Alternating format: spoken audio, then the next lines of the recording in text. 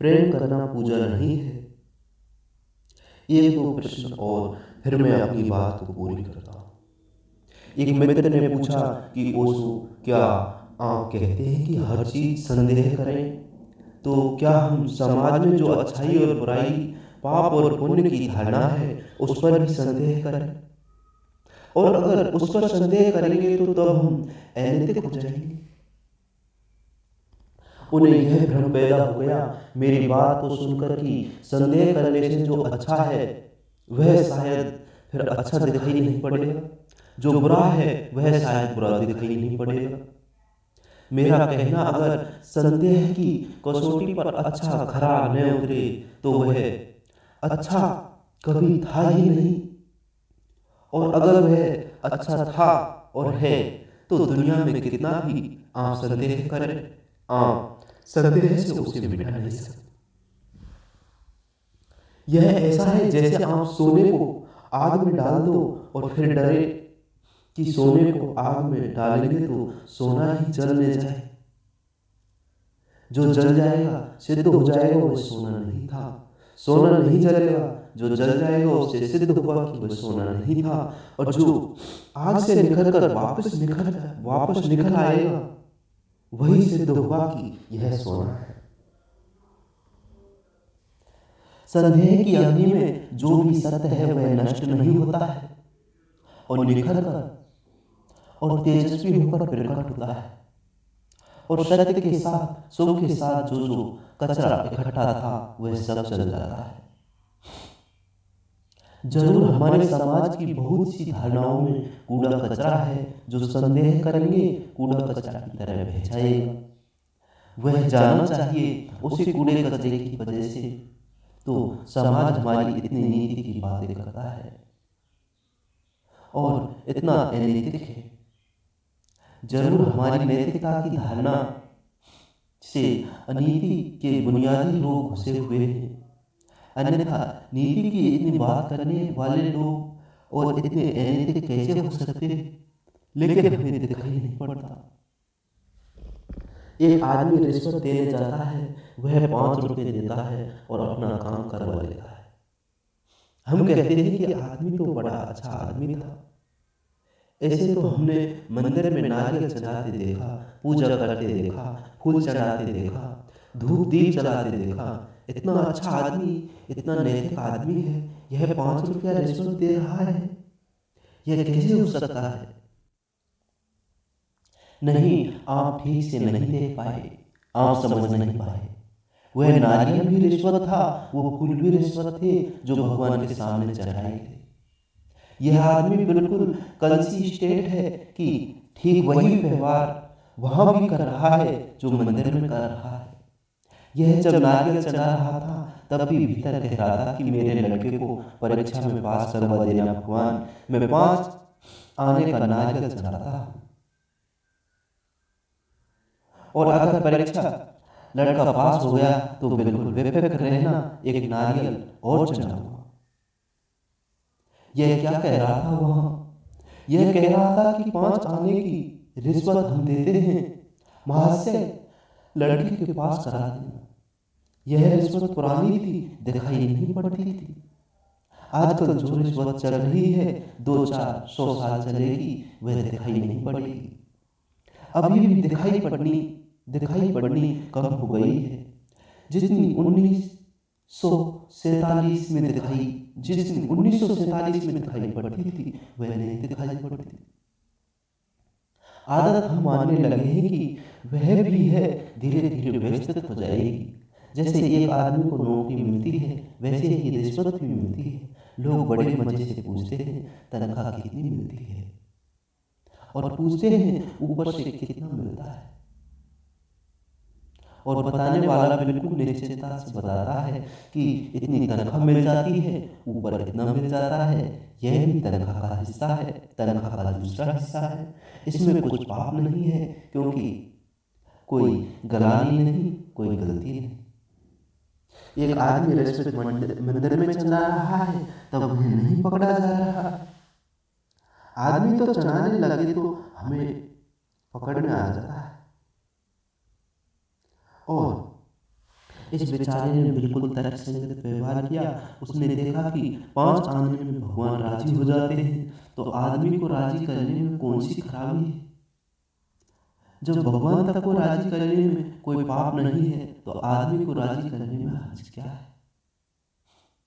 संदेह की अग्नि में जो व्यर्थ है वह जल जाएगा, लेकिन जो सार्थक है वह बच जाएगा। और अगर बचे हुए को समझ लेना कि वह व्यर्थ था, यानी मैं कसौटी इसे मानता हूँ, संदेह की आग में जो न बचे वह सत्य ही नहीं था। बहुत कुछ है जो असत्य है, नीति के नाम पर असत्य है, धर्म के नाम पर असत्य है, पुण्य के नाम पर असत्य है, बिल्कुल असत्य है। लेकिन सभी हमने संदेह नहीं किया कि हम सोचें, हम विचार करें। एक आदमी धन कमाता है जब सब तरह की चोरी और बेईमानी उसे करनी पड़ती है, क्योंकि बिना चोरी बेईमानी के धन कमाना असंभव है। यह कभी संभव नहीं रहा, आज भी संभव नहीं है, यह कभी भी संभव हो सकेगा नहीं दिखाई पड़ता। एक तरफ वह धन इकट्ठा कर लेता है, इस तरह गलत करके दूसरी तरफ वह आदमी दान करता है, एक मंदिर बना देता है, और हम कहते हैं कि दानवीर है, पुण्यात्मा है। अजीब समाज दृष्टि है, यह अजीब बात हो गई। यह सामाजिक नीति खतरनाक है, क्योंकि यह चोरी बेईमानी से आए पैसों से भी पुण्य किया जा सकता है, इसमें विश्वास करती है। यह कैसे हो सकता है, यह कैसे हो सकता है कि मैं आपकी जेब काट लूँ, जेब काट कर रुपये इकट्ठे करूँ और गांव में हनुमान जी की एक मुंडिया बना दूँ। यह मेरी चोरी से निकली हुई मुंडिया धर्म स्थान कैसे बन सकती है, कैसे हो सकती है, यह पुण्य कैसे हो सकता है। लेकिन सामाजिक नीति आज यह स्वीकार कर रही है कि वह नीति पूछती कि धन कहाँ से आया। वह पूछती है कि धन तुमने दान में किया, बस बात पूरी हो गई। लाओ त्सु था चीन में एक अद्भुत आदमी, एक राज्य का कानून मंत्री था। एक आदमी ने चोरी की, पहला मुकदमा उसके सामने आया तो उसने चोर को 6 महीने की सजा दी और साहूकार को भी 6 महीने की सजा दे दी।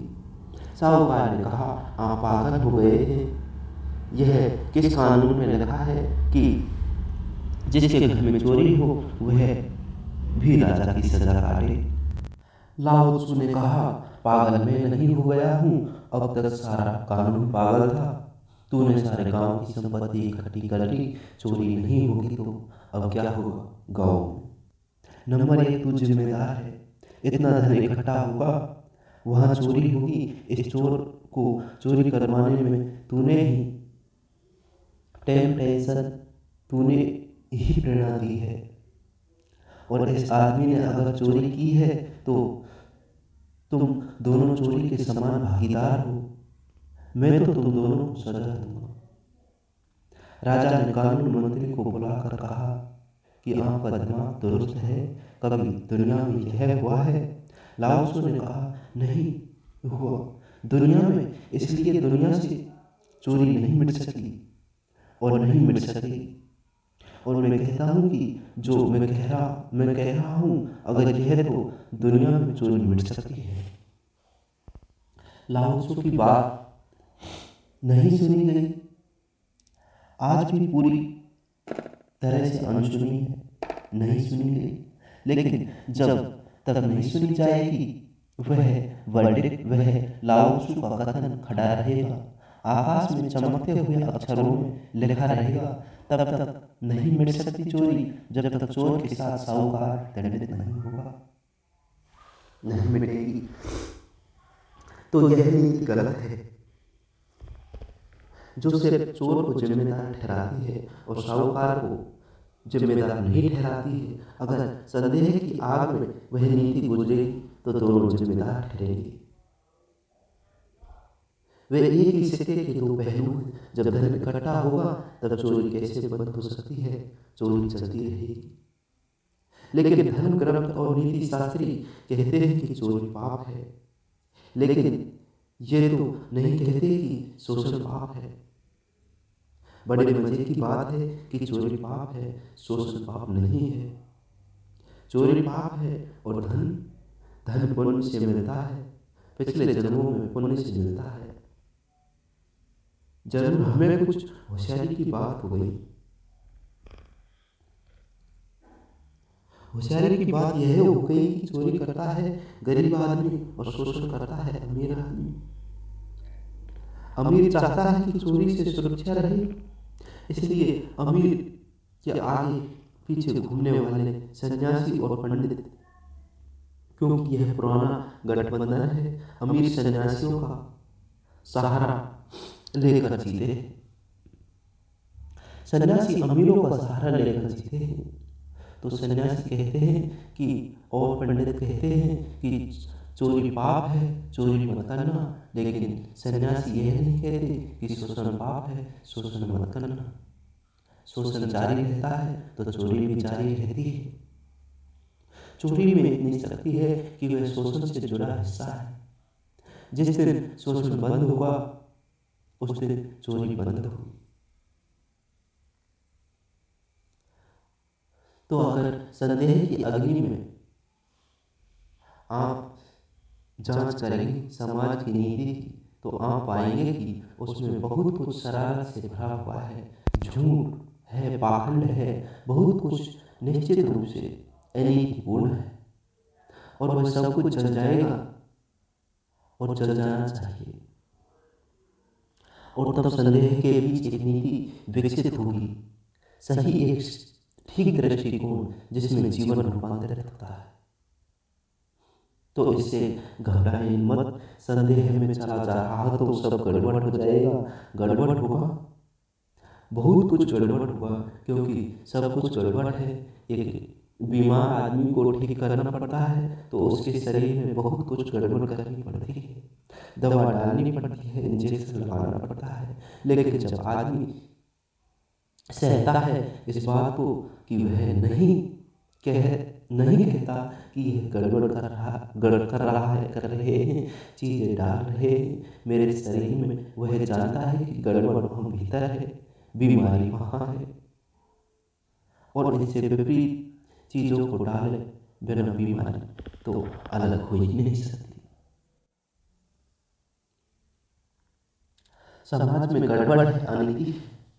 इस अनीति को एक बड़े विध्वंस के बिना मिटाए कोई रास्ता नहीं है, इसे तोड़ना पड़ेगा, और हम नहीं तोड़ेंगे तो यह समाज और सड़ता चला जाएगा और गंदा और कुरूप होता चला जाएगा।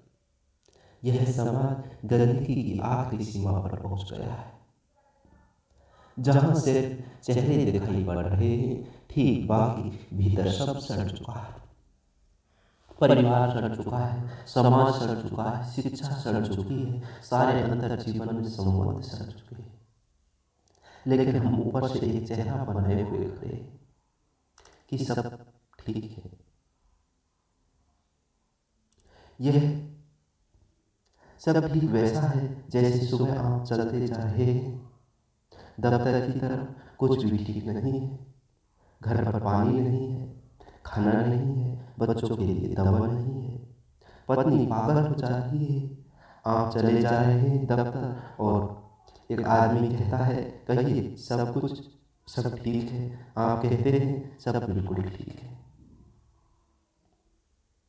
बस यह सब उसी तरह से सब ठीक है, कुछ भी ठीक नहीं है, एक औपचारिक बात रह गई कि सब ठीक है। ठीक हम इस तरह कहते चले जा रहे हैं कि कुछ भी ठीक नहीं है। क्या ठीक है? बचपन से लेकर बुढ़ापे तक कुछ भी ठीक नहीं है। इसमें कुछ भी गिरेगा, टूटेगा, गिरना चाहिए, तोड़ना चाहिए, लेकिन चूंकि हमने कभी विचार नहीं किया इसलिए हम नहीं तोड़ पाए, हम नहीं बदल पाए। विचार आएगा तो आएगा विद्रोह है, विचार आएगा तो आएगी क्रांति, विचार आएगा तो समाज में इसी तरह की बर्दाश्त नहीं किया जा सकता जैसा है। जो लोग बर्दाश्त करते हैं उन लोगों ने अपराध किया है। ये थोड़ी सी बात मैंने कही, कुछ प्रश्न और रह गए, लेकिन जिन दशाओं में मैंने बात कही, जिनसे प्रश्न रह गए हों, उन अगर उन दिशाओं में थोड़ा भी सोचने की कोशिश करेंगे तो उन्हें अपने भीतर से भी उत्तर मिल सकते हैं। और मेरे उत्तर का बहुत बड़ा मूल्य नहीं है। मेरे उत्तर का क्या मूल्य हो सकता है? वह मेरा उत्तर है, जब आँख का उत्तर ले तब भी मूल्य हो सकता है। पूछ सकते हैं कि फिर मैं क्या कर रहा हूँ। मैं सिर्फ इसलिए कह रहा हूँ कि आपको अगर यह ख्याल भी आ जाए कि जिंदगी के संबंध में सोचना, विचार करना है, संदेह करना है, तो आपको अपने उत्तर उपलब्ध हो सकते हैं। प्रश्न आपका है, उत्तर भी आपका चाहिए, तभी वह प्रश्न गिरेगा और नष्ट होगा। दूसरों के उत्तर कुछ भी नहीं कर सकते। लेकिन दूसरों के जो उत्तर होते हैं उनमें यह ख्याल आ सकता है कि मैं भी सोचूं, मैं भी विचार करूं, शायद मेरे भीतर भी चेतना है। वह भी उत्तर तक पहुंच जाए और समाधान खोज ले। और खोज व्यक्ति की चेतना समाधान खोज सकती है। हमने नहीं खोजे इसलिए हमको नहीं उपलब्ध हुआ। हम खोजेंगे वह उपलब्ध हो सकता है। मेरी बातों को इतनी शांति और प्रेम से सुनना, उसके लिए बहुत अनुग्रहित हूँ। और अंत में सबके भीतर बैठे परमात्मा को प्रणाम करता हूँ। मैं परिणाम या मेरा परिणाम स्वीकार करें और ओशो ज्ञान के लिए बने रहें इस चैनल के साथ।